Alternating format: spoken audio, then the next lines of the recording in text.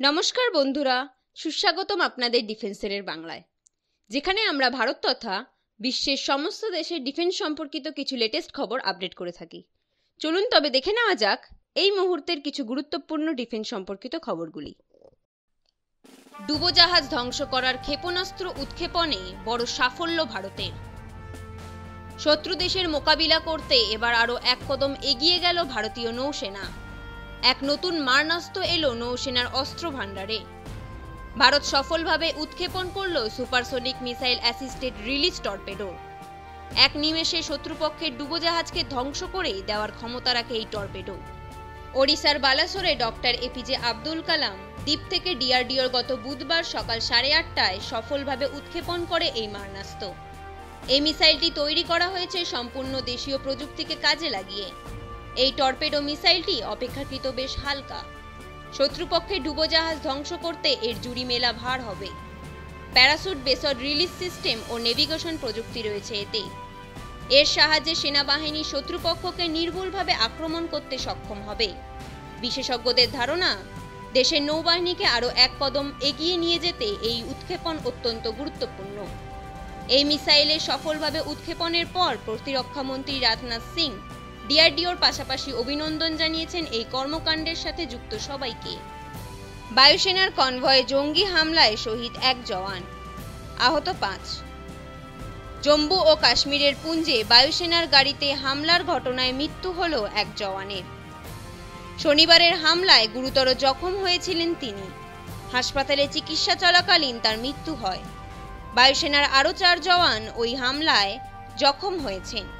তাদের চিকিৎসা চলছে। তাদের মধ্যে আরও একজনের অবস্থা আশঙ্কাজনক বলে খবর। পুঞ্জের সুরানকোটে এলাকার সানাই গ্রামে শনিবার ভারতীয় বায়ুসেনার গাড়ি লক্ষ্য করে হামলা চালায় জঙ্গিরা। গাড়ির সামনের কাচ লক্ষ্য করে আচমকা ছুটে আসে ঝাঁকে ঝাঁকে গুলি। পাল্টা বায়ুসেনার জওয়ানেরাও গুলিতে জবাব দেন। তবে এই গুলির লড়াইয়ে জখম হন তাদের 5 জন। প্রত্যেকেরই শরীরে এক বা একাধিক গুলি লেগেছে। তাদের উদ্ধার করে হেলিকপ্টারে নিয়ে যাওয়া হয় উধমপুর সেনা হাসপাতালে। সেখানে এক জওয়ানের মৃত্যু হয় বলে জানিয়েছেন বায়ুসেনা। ভারতীয় বায়ুসেনা বিবৃতি দিয়ে শনিবারের ঘটনার কথা জানিয়েছেন।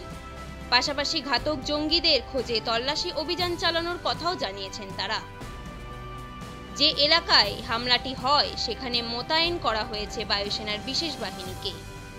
মাঝ সমুদ্রে অসুস্থ পাকিস্তানের নাবিক, সাহায্যে ছুটে গেল ভারতীয় রণতরী।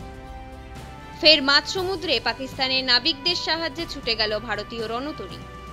আল রহমানি নামে ইরানের নিশানদারি একটি মাছ ধরার জাহাজ আরব সাগরে জলদস্যুদের খপ্পরে পড়েছিল, কিন্তু ভারতীয় জওয়ানদের তৎপরায় দস্যুদের হাত থেকে রক্ষা পায় সেটি।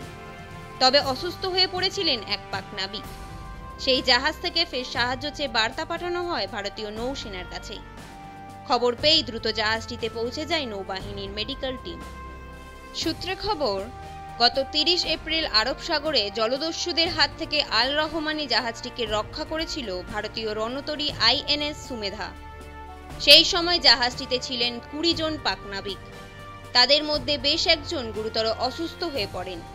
24 ঘন্টার মধ্যেই সাহায্য চেয়ে বার্তা পাঠানো হয় নৌসেনার কাছে।